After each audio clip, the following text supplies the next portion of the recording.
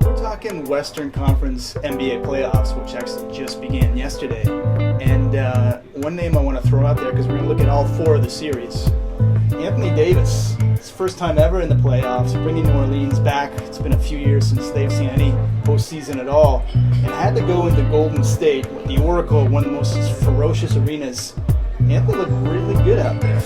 Well, he looked like it was the first time he was in the playoffs for the first few minutes. I'd say 2.5 quarters, and then something clicked. Maybe the nerves wore off, as they all readily admitted after the game. They are a young team, but Anthony Davis showed his moxie in the fourth quarter, 24 quarter points. Got the game to within 5, basically on his shoulders, carried the load. What I didn't like about him, I don't know if a hand injury is an issue or whatever the case may be, he had problems at the beginning of the game, catching the basketball, catching it under the rim, trying to finish. He was being rooted off the block a lot by Draymond Green. Didn't really post up that much. I understand it's not really a part of his game, but with his size and his length, and you've got Draymond Green, who, yes, could use his shorter height to his advantage by using his leverage like a soccer player to get low and strong, and a good strong low base. Still, try to punish him on the interior, make them make a decision. If you make a couple of one-on-one moves in the low post and you're successful, maybe Golden State has a double team and it puts their defense in a scramble mode as to where they got a decision to make. But still, that being said, they got him going in the second half, finished the game with 35 points, 7 rebounds, he should have rebounded the ball a bit more, but is that nerves? We don't know, but they showed themselves pretty well yesterday, and they gave Golden State again. The Warriors will win the series, but it's not going to be as easy as once thought, I would say that, because of the play of Anthony Davis. Phil, I mean, talking about this series before, everyone talks about Steph Curry, Splash Brothers. You said the linchpin of this team is not one of these guys. I mean, you think it's the man in the middle. Well, I think Andrew Bogut is the telltale sign of how this team goes. I mean, we saw him abuse Omer Sheik. See a couple of those little bits where he got to the basket. His passing as a big guy. I think he holds down that fort and allows little guys to run around and not worry as much. Like, he's as key to that defense to me as a Draymond Green. Like, Draymond Green can do more in terms of positional defending, but in my mind, if you took away each player, there'd be a drastic difference in how this team works if you took away Bogut over Draymond Green. I mean, you'd still lose both ways. But Andrew Bogut, to me, he showed a lot of maturity, toughness, and I mean, he couldn't block that alley-oop dunk that Anthony Davis almost got 12 feet in the air to catch that. But absolutely, look, I've been saying all along, if Andrew Bogut can stay healthy, this team has a chance to contend for everything. Health is a major topic. I mean, we've been talking about it in the Eastern Conference as well. Shifting over to Houston, a team that people really didn't think was going to do well. Major injuries all over the place. Dwight Howard, the power forward, now Patrick Beverley. James Harden last night in Game 1 surprisingly had 11 assists playing distributor. Reminded me a lot of his OKC days. What were you seeing out of maybe an MVP? Well, you know what? Night? It's funny you say that, Mark. He didn't have to score the basketball the way he's accustomed to. He had 11 assists, talking about James Harden, Trevor Ariza, and Terrence Jones, another player who I think is just as important as Dwight Howard if the Rockets want to have any success. He himself had 6 assists last night. At one point in the game, on the 29 field goals the Rockets had made, they had 22 assists. If you play like that and you have a scorer like James Harden, that's pretty good. And as long as you talk about Andrew Bogut with the Warriors, if Dwight Howard is healthy and plays the way he played last night and in the first round of the playoffs against Portland last year, and can stay out of foul trouble. He was in foul trouble some last night. But if Dwight Howard stays on the floor, they have as good a shot as anybody in the Western Conference. And that's real, as far as I'm concerned. Dwight Howard is a top 10, if not top 5 basketball player in the NBA if he's healthy. I'm a major critic of his offensive skill set, and I will go to bed with that. But the other facets of his game that he brings to the table, he's active on both backboards, can score around the rim, and when he's engaged defensively, there's no better center in the NBA. You can give me DeMarcus Cousins, Joakim Noah, whoever else you want out there. Marc Gasol. Dwight's the best if he's engaged. All right, and the way he played last night, that's a recipe for success as far as I'm concerned, if he stays healthy and out of foul trouble. On the other side of the fence, it's a bit of a tearjerker. Dirk seems to be aging. He's 36 now. He's not the player he once was, and Rick Carlisle's got his hands full. He's got a Rajon Rondo who's not playing playoff Rajon Rondo. Do you think they have any shot at all in Dallas? One of the things I took away from the game, I just love how Tyson Chandler steps up in the playoffs. Mm-hmm. As a player, he can be as good as he wants in the regular season, but I love when guys, take that next step. I think it's going to be tough. Look, there's enough talent on this team to make some noise. When you're talking about Montellis, talking about Chandler Parsons, they have a lot of tools. But I think when you look at this particular matchup, the wing defenders, the Corey Brewers and Trevor Reeses, I think they can give fits. I didn't see many good shooting performances off Dallas last night, especially the guys who needed to step up big. And Dwight Howard seeming to have his way. He seemed to really relish that competition with Tyson Chandler. I felt he felt really engaged. And the James Harden point you made before about the assist, I think James Harden realizes that for that team to be successful, he can't be the only scorer. And so he's learning to facilitate, because there are guys who can score, but more they have to be set up, in transition. There are a lot of athletic players, the Josh Smiths, Trevor Reeses and such, who can put some points on the board, but he's going to be the main guy. So I think his idea is, let's get them going, and then in addition, my regular production will keep us up there. And you know what, Dwight, your point was fantastic about the playoffs, because when I look at a team, I was like, okay, look, when it slows down, you play half-court sets.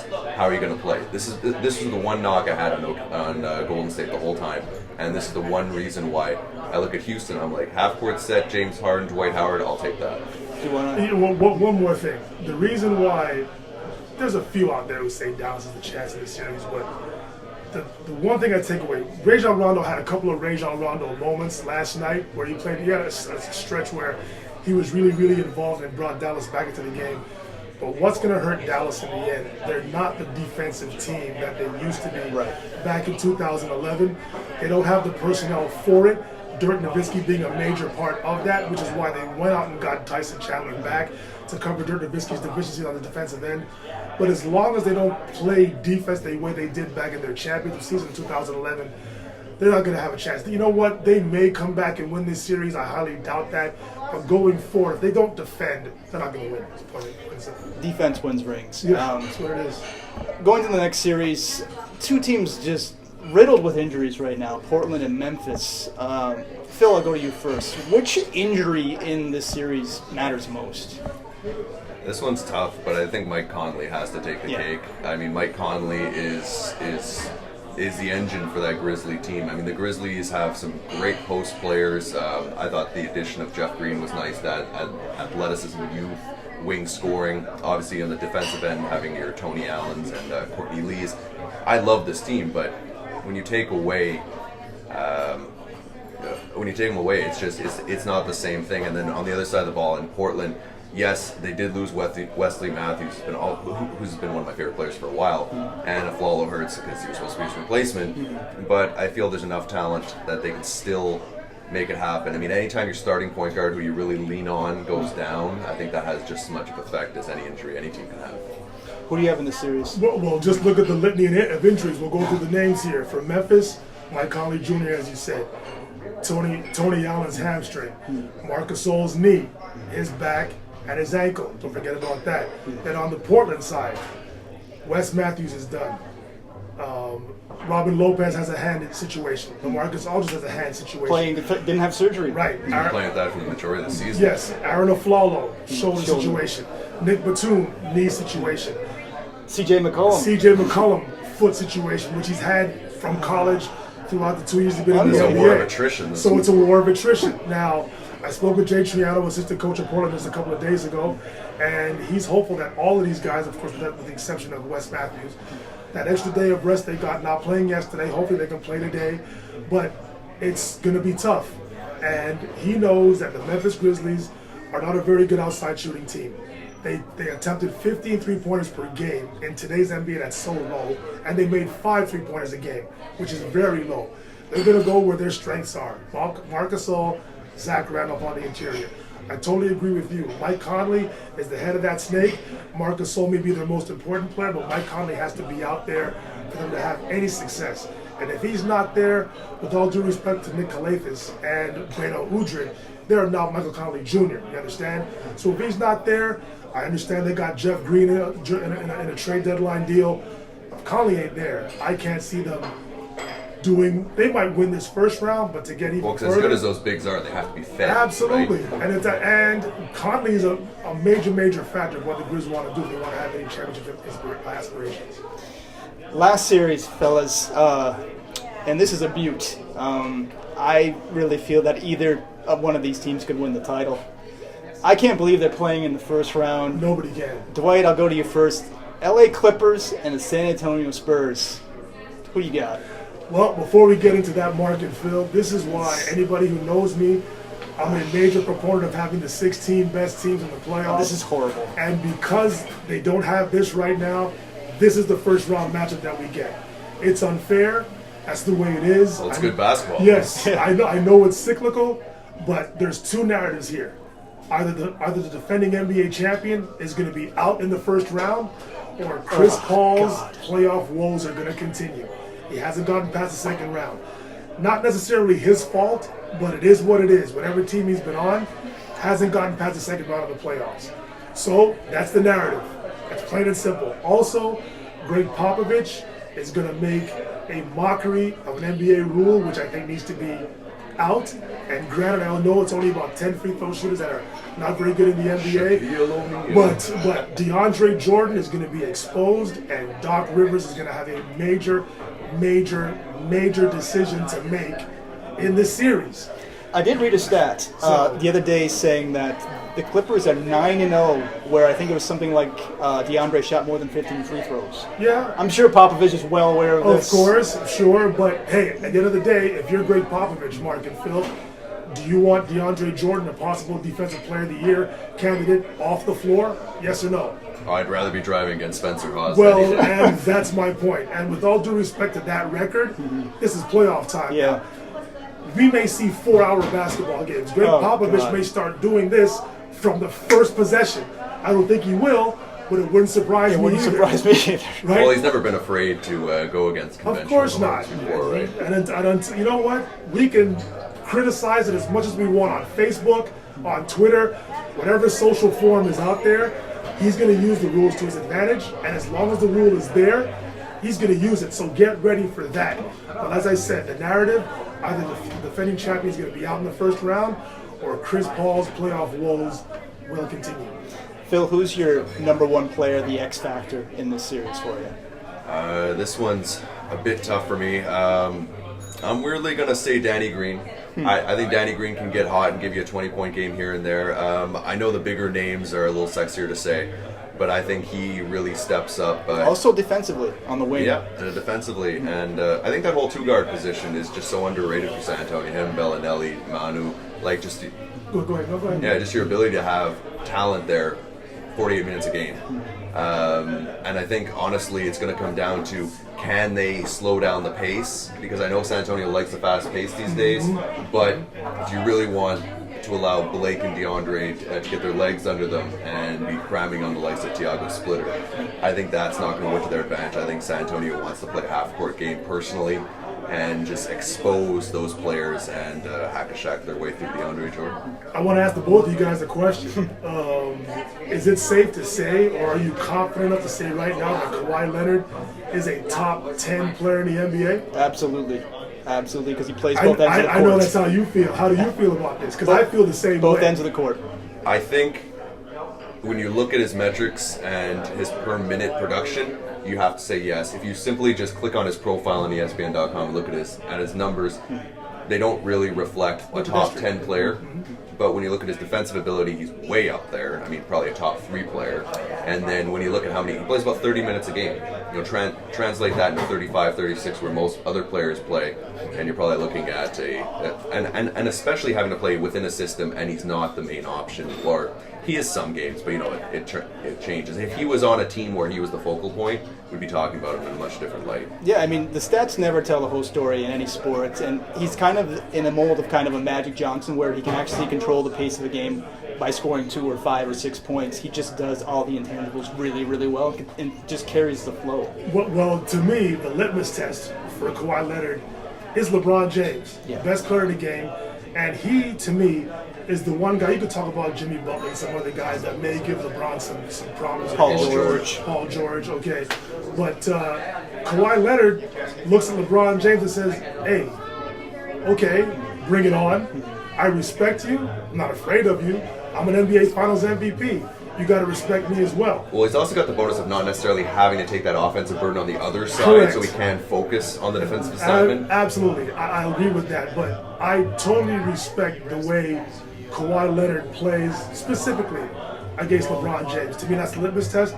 That's how I think of him. And if you had to pin me in a corner today, I absolutely believe Kawhi Leonard is a top 10 player in the NBA. Quick question while we wrap up here. If you had to pick your NBA champion, it's so hard to tell with injuries, everything else. Momentum is so huge in the playoffs.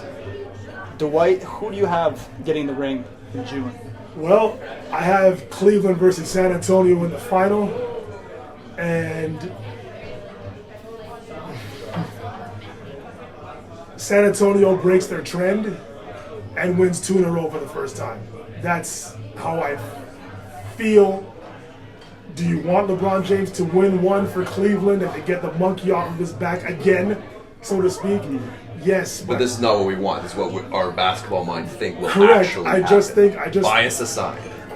Correct. I just think because of Cleveland still not being that defensive team you want a championship team to be, if they were to win the championship, they'd be one of the lowest defensive efficiency teams in the league. And J.R. Smith would get a ring. Well, can you imagine that too? But Rookie head coach too. Ball movement, body movement outplays any kind of defense. And Cleveland's defense, although it has improved, is not where it needs to be. I just think if San Antonio plays Cleveland, I think San Antonio comes out. It'll be a great series, but I think San Antonio comes out on top. That's just how I feel. And if San Antonio has to play Chicago, because that's what I think, how that's going to end up. Okay, that's fine. That's good. That's good too. Right? That's good too. They're the mystery team, as I said earlier. All right, so we'll see how that plays out. Because they got this far. I think it's going to be San Antonio as well, but I think it's going to be against Chicago. And I think if everything goes right for Chicago, I can actually see them having a bit of a higher ceiling with all the capabilities of all their players. Mirotic has been playing amazing. Derrick Rose coming into his own, coming back from injury. Jimmy Butler seeming to come on the better side of the slump. He was hitting a bit mid-season. But I think it's going to be San Antonio. Just when you watch them play, it's mistake-free basketball, plus they have size, and they're deep, and they know what to do, and they have great confidence. For me, San Antonio losing the second seed the last night of the season, I think that's going to be a thorn in their sides, losing that home court advantage. No one's mentioned Golden State's. Obviously they're new at this. Steph Curry told me this summer in Spain, I played one Game 7 in my life, and he lost that game. They're going to have to learn on the fly. They're a very cohesive unit. They play good offensively and defensively. I think they may end up facing Cleveland. I'm actually going with LeBron to get the monkey off the back. That narrative, I think, will play out. But I just want to see good basketball, and I think we all can attest to the fact that last year was the best playoffs maybe ever, so there's a high standard for this year to hold up to. Anyways, I wanted to thank both you guys for being on, Dwight for coming back this week. My pleasure, thank you. And Phil, I want everyone to stick around if you can. We'll be doing live play-by-play of the Celtics versus the Cavs here at Maison and Social. Exactly, and just a closing point. It's funny, this whole conversation, we never mentioned the number one seed in the East, the Atlanta Hawks. Not one of us mentioned that. Can you imagine? And that. Sorry, Hawk fans out there, but it's not a good thing. But the proof is in the pudding. Until they can put it together. Sometimes perception is reality, and you try to visualize certain things. I just can't visualize the Hawks getting far. I'm sorry, I hate to say that. They got to prove it first, and then we'll believe it. Exactly. And that, to be honest, Marc, that's how I feel about Golden State too. Prove it to me. Exactly. I know you won 67 games. I know the Hawks won 60 games. You still got to prove it to me. We saw the Phoenix Suns for years winning tons of games and doing nothing in the playoffs. That's right. Unfortunately.